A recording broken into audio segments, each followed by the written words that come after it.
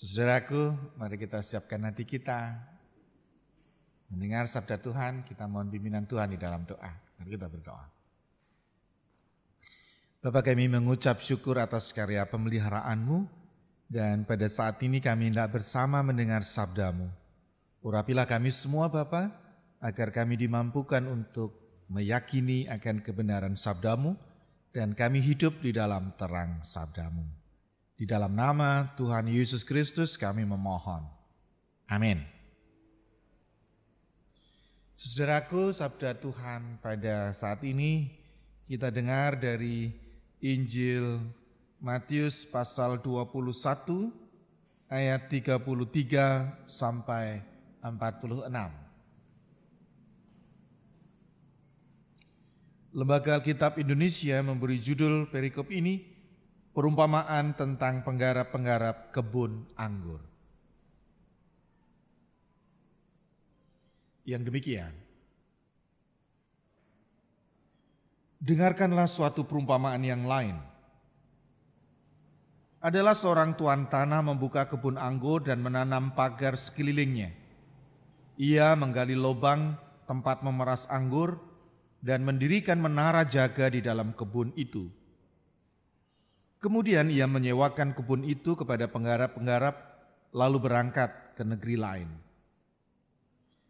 Ketika hampir tiba musim petik, ia menyuruh hamba-hambanya kepada penggarap-penggarap itu untuk menerima hasil yang menjadi bagiannya.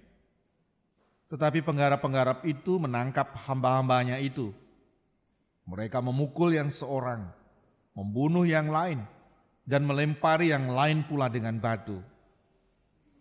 Kemudian Tuhan itu menyuruh pula hamba-hamba yang lain, lebih banyak daripada yang semula. Tetapi mereka pun diperlakukan sama seperti kawan-kawan mereka. Akhirnya ia menyuruh anaknya kepada mereka, katanya, "Anakku, akan mereka segani." Tetapi ketika penggarap-penggarap itu melihat anaknya itu, mereka berkata seorang kepada yang lain, "Ia adalah ahli waris. Mari kita bunuh dia, supaya warisannya menjadi milik kita." Mereka menangkapnya dan melemparkannya keluar kebun anggur itu, lalu membunuhnya. Maka apabila tuan kebun anggur itu datang, apakah yang akan dilakukannya dengan penggarap-penggarap itu? Kata mereka kepadanya, "Ia akan membinasakan orang-orang jahat itu, dan kebun anggurnya akan disewakannya kepada penggarap-penggarap lain, yang akan menyerahkan hasilnya kepadanya pada waktunya." Kata Yesus kepada mereka, "Belum pernahkah kamu baca dalam kitab suci, batu yang dibuang oleh tukang-tukang bangunan telah menjadi batu penjuru. Hal itu terjadi dari pihak Tuhan, suatu perbuatan ajaib di mata kita. Sebab itu aku berkata kepadamu, bahwa kerajaan Allah akan diambil daripadamu, dan akan diberikan kepada suatu bangsa yang akan menghasilkan buah kerajaan itu. Dan barang siapa jatuh ke atas batu itu, ia akan hancur, dan barang siapa ditimpa batu itu, ia akan remuk."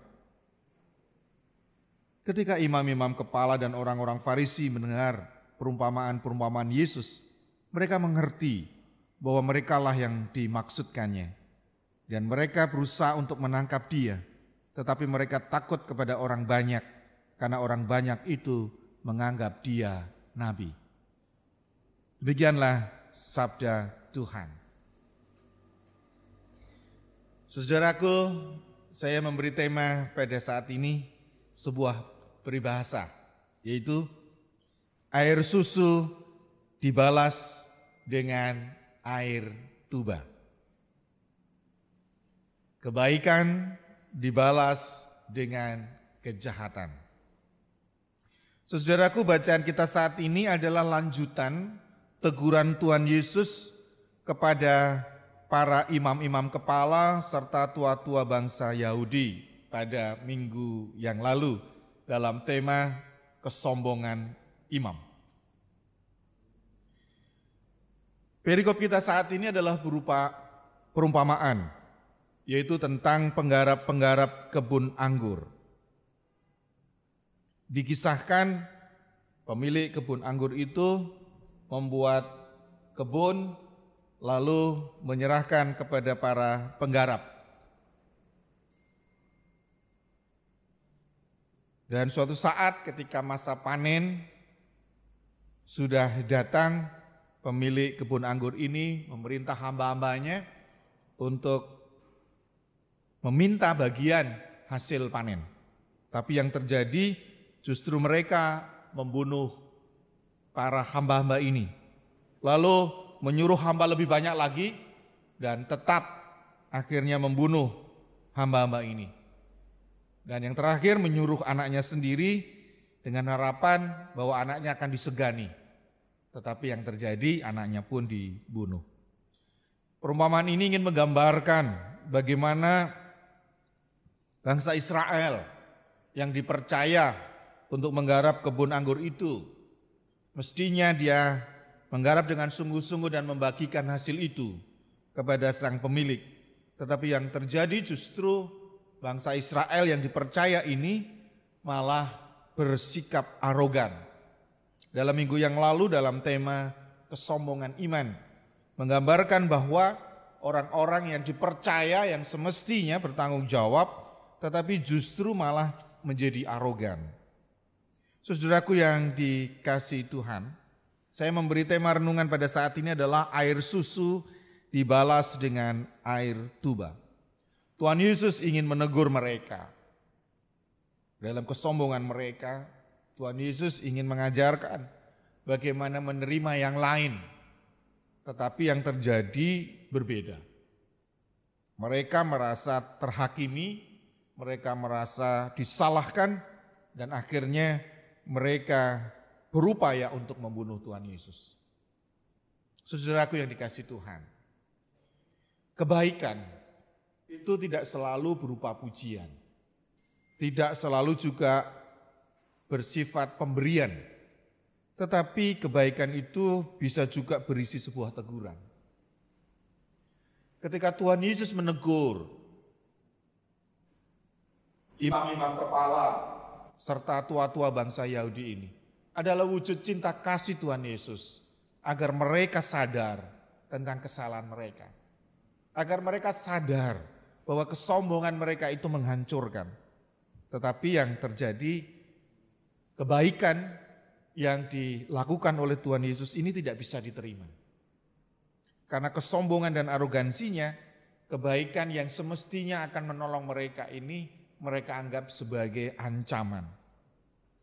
Saudaraku yang dikasihi Tuhan, ini sering terjadi dalam kehidupan kebersamaan kita di tengah gereja. Seringkali jabatan, seringkali pelayanan-pelayanan yang sudah kita lakukan, peribadatan yang kita lakukan, membuat kita merasa berhak untuk menilai sebuah kebenaran. Merasa berhak untuk menilai segala sesuatu dalam kehidupan kebersamaan.